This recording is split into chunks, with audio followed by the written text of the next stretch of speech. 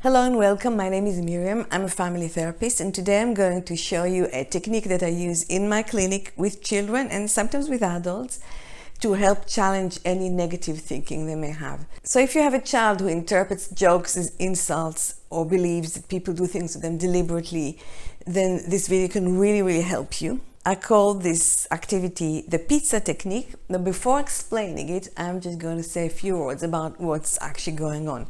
As we go through our day and children go through their own day, there are bound to be little disappointments that they're going to face. Things not quite going their way, not the way they were expecting it, they don't like it, and feeling frustrated, feeling irritated is completely normal. Take, for example, a child who put his hand in a history lesson many times, but the teacher didn't pick him.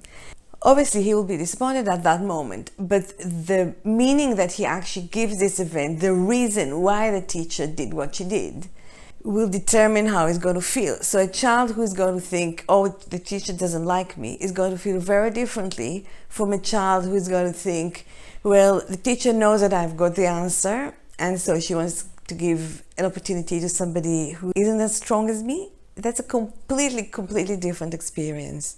Lots of children jump into these negative conclusions very quickly, and it becomes the reality. The teacher hates them, and that's that. And then afterwards, they tend to interpret all the rest of the teacher's actions through this lens, that the teacher doesn't like me. So they find more and more evidence to show that the teacher doesn't like them. If you like this content, please give the video a like and subscribe. If you can share it with people who can benefit, please do that. It will help me produce more and more videos, and it will help YouTube know that there's value in these videos, and it's going to offer it to other people too. We do this activity at a neutral time when we're in a good mood. We've got a little bit of time and our child's available, and we pick a little nugget from a story, from a film, or you can use the example that I'm going to show in a minute and sit down with a piece of paper. So the example I chose to work with is a child, let's call him Mikey, wanting to play with Johnny, and Johnny is busy playing. Mikey wants to join, and Johnny ignores him.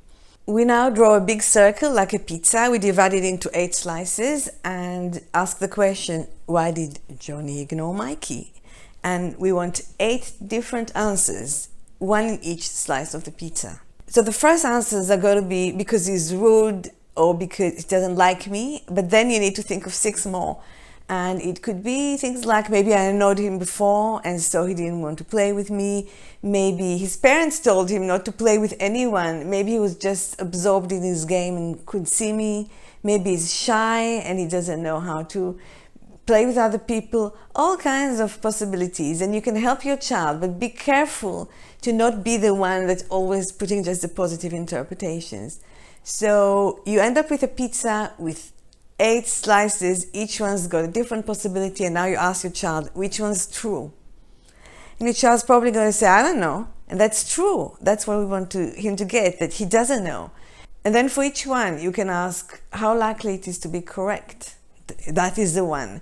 10 is 100% and 0, no way. In all my years of clinical practice, I never had a pizza with just 1 10 and everything else is 0. Children give different numbers and think, oh, this is more likely. They start thinking, is that more likely? Is that possible? Is that not possible at all? So here we break this automatic process where a thought goes into the person's head and that becomes a reality. You can then ask, which one was the first thought that came into Mikey's head, do you think? And which ones do you think he came up with at a later time? Which thoughts are going to make you feel happier, which are going to get you in trouble? And so you start playing with it, and that's that. Don't try later to explain anymore or to connect it to their lives. It's enough to do it once or twice with something completely theoretical. And then at some point when you think your child's thinking negatively about something, you say, oh, let's do the pizza, and you do it.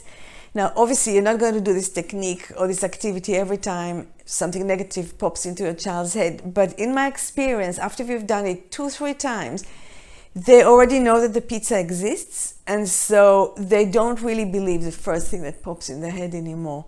They're going to always think, oh, maybe it's this and maybe it's that possibility, and just be a little bit more flexible with it and not immediately jump into a negative conclusion. So that's it for me for today. You may want to even start trying it yourself, and who knows, you may get something out of it. Thank you very much for listening so far. Thank you.